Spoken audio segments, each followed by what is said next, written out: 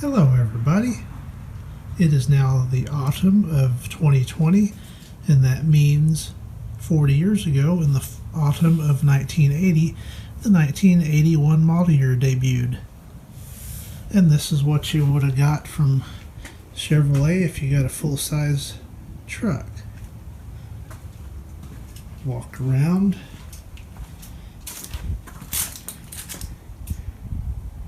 Got the deluxe grille.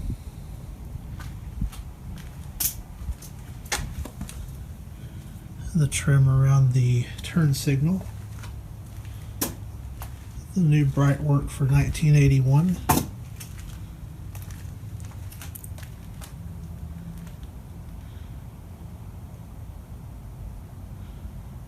Nice drip rail.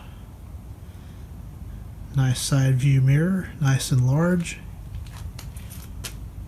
This one has the optional two-tone paint scheme.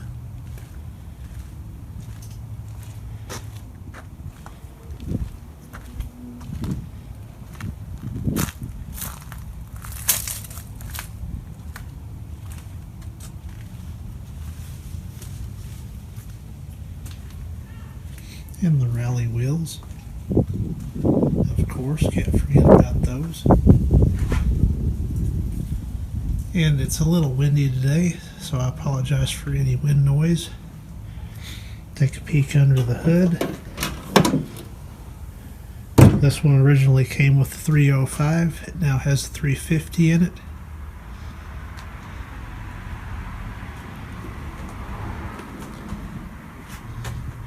Need to get a new cap for my low side. It's got the nub still in there, so at least it's not getting dirt in there, but I do need to get that. Need to repaint the air cleaner cover. It's on the list.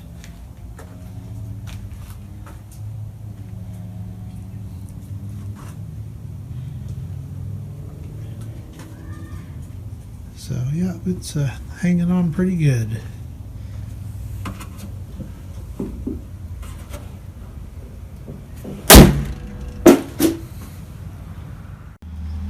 Take a look at some of the features inside. Got a vinyl sun visor and a perforated vinyl headliner. Dome lamp. And courtesy lamp. It's got a full gauge cluster and clock. Here's the HVAC controls and the AM/FM cassette radio. Clock is not ever broken. We've got a cruise control with resume. There, it focused.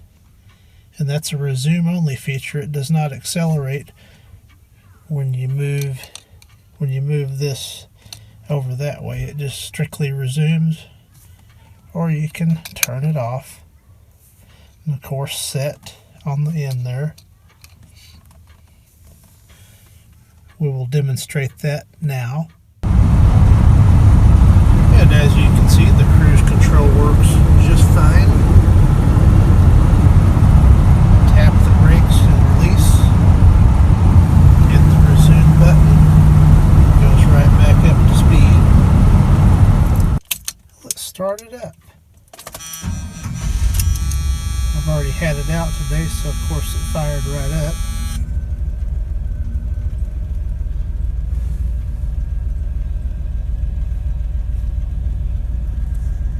Let's demonstrate the wipers. If you go to the left, it's a momentary switch. The wipers will go one time. Press in on it, and you get wash white.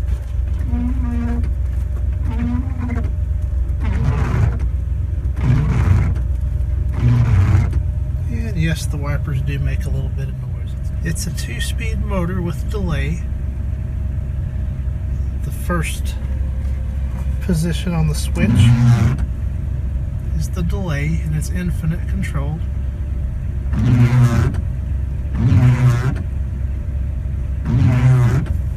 That's the maximum, which is pretty much low. somewhere in the middle there, and they should wipe momentarily.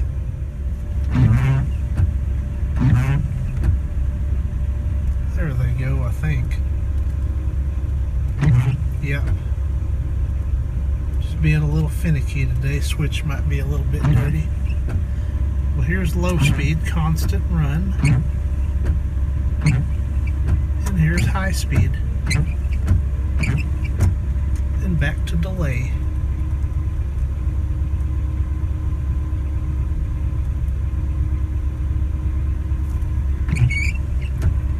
And all that's working perfectly. Now let's try the HVAC. Do max AC.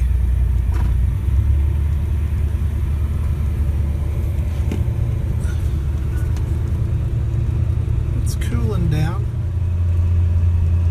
I like to run it through all the positions occasionally and just make sure all the vacuum actuators are working.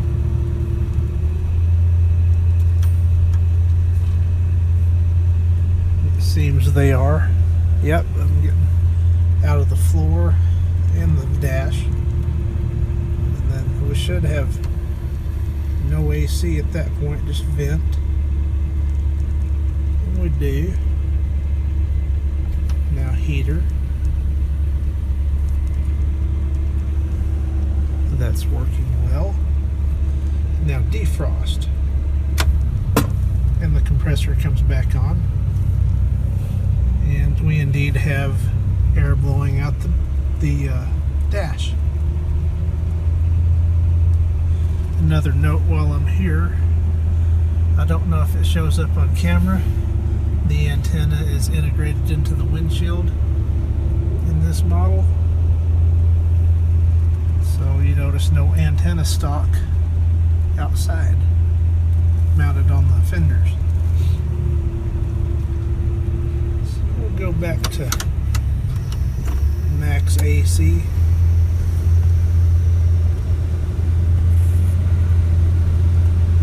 Turn the fan speed up a little bit.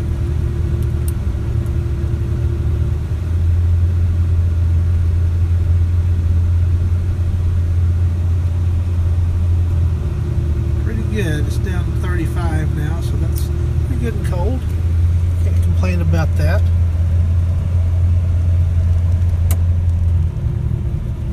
So we'll shut that off. We'll go ahead and pull it up where it goes. I had it out to put these stars up.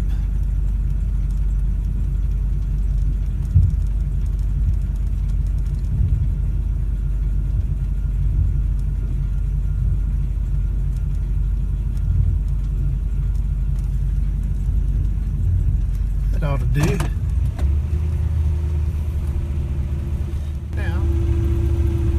Now that we've checked the AC controls out, let's move on to the AM/FM cassette.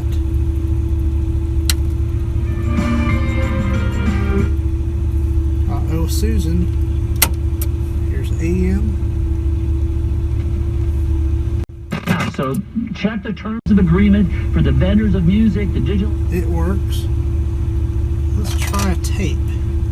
This is one of my childhood recordings, and this cassette's, the cassette's pretty old, but I recorded this in probably 1989.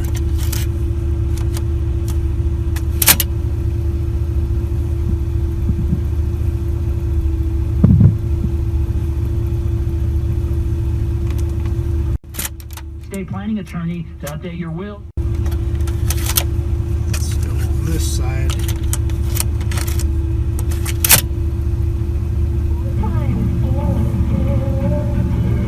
Some old commercials.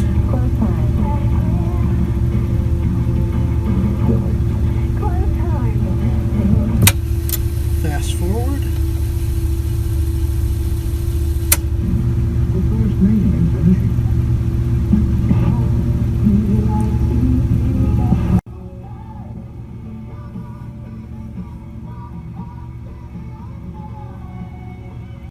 Flipping through channels on the 77 Magnavox, as you can hear. addition to damage to the environment, the exxon spill has also caused gasoline prices.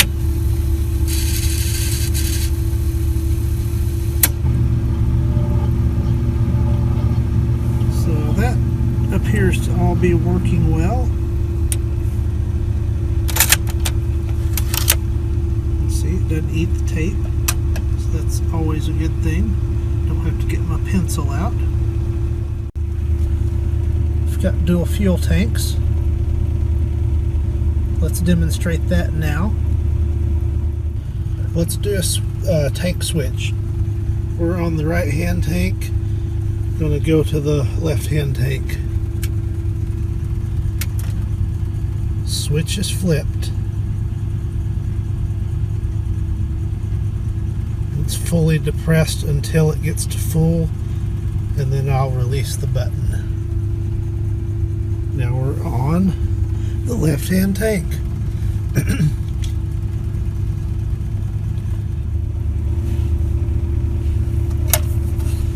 I've got an ashtray, cigarette lighter, never been smoked in. Got a glove box, complete with original owner's manual and insurance. So look at the dash. Still in good shape. Not original, of course, but it's an original GM dash. Let's try the horn. Both notes are working. Another handy feature is the tilt wheel, controlled by this lever right here, and backed up. It's got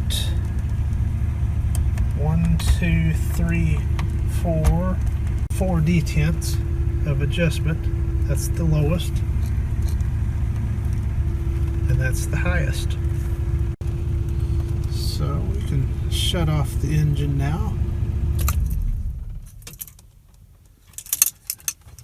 And when I open the door, notice there is no key buzzer and no headlight buzzer. You just have to remember to turn those things off and to get your keys when you're done driving. Didn't demonstrate the turn signals yet, did I? They're all working as they should.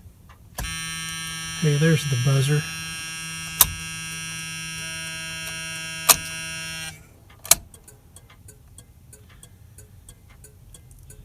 Hard to beat that old style flasher sound. Almost forgot. Here's the hazard.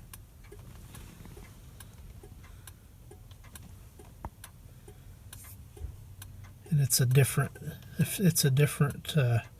flasher. Pull it out and they go off. So yes, everything works in this truck. Here's a look at all the lower controls. Of course, there's your hood release on the left. Next to that's the parking brake and the release. All works flawlessly. This right here is your high beams floor mounted switch for 1981. Brake pedal and gas pedal, of course, respectively.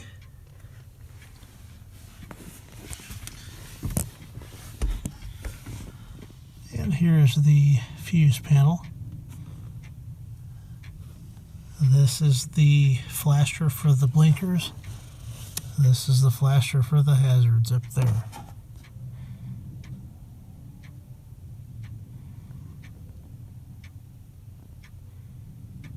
And there is the buzzer for the seatbelt warning.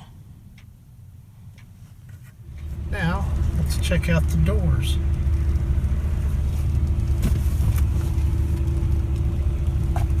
We've got power locks. They have not ever broken. Power windows.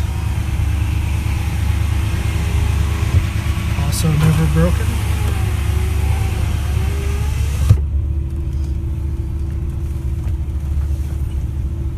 And the same thing on the passenger side.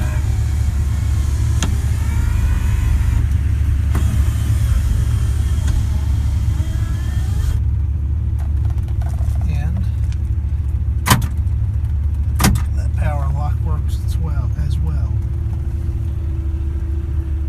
And I'm not 100% sure, but I believe this trim piece here is 1981 year only. That's got this real shiny appearance.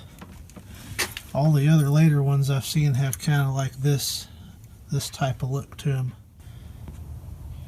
And over here is just basically the same thing. The passenger can control the power locks from over here as well as their own window and the vent window.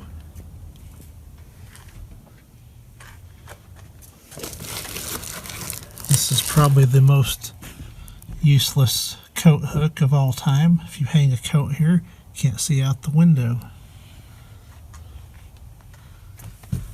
A couple things of note: the 1981 seat trim.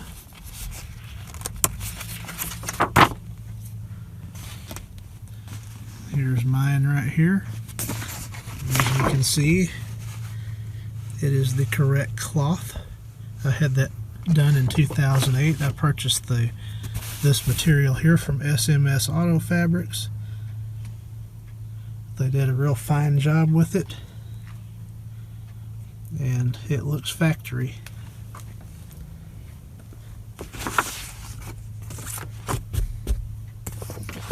The colors, exterior colors: white, silver, metallic, number 17, which is that right there, and then number 30, Nordic blue metallic.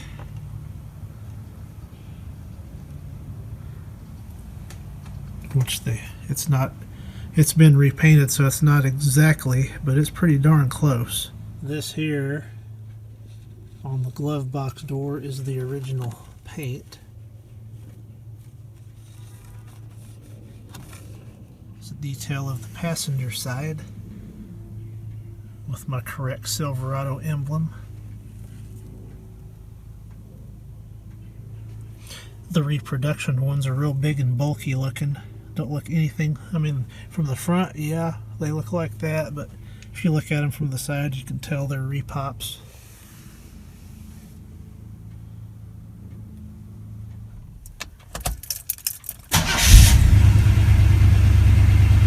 Perfect. No lights on the dash, so that's a good thing.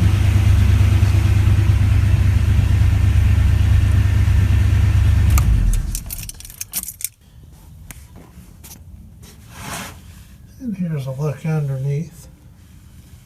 It's still in pretty good shape yet.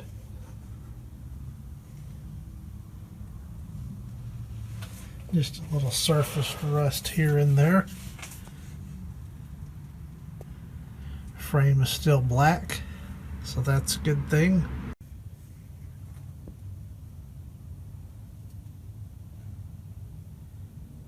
There's the Turbo Hydromatic 350.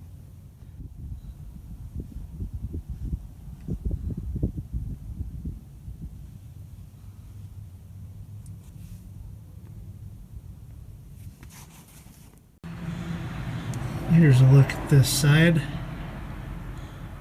It's the bottom of the 350 oil pan, that is, and the oil filter.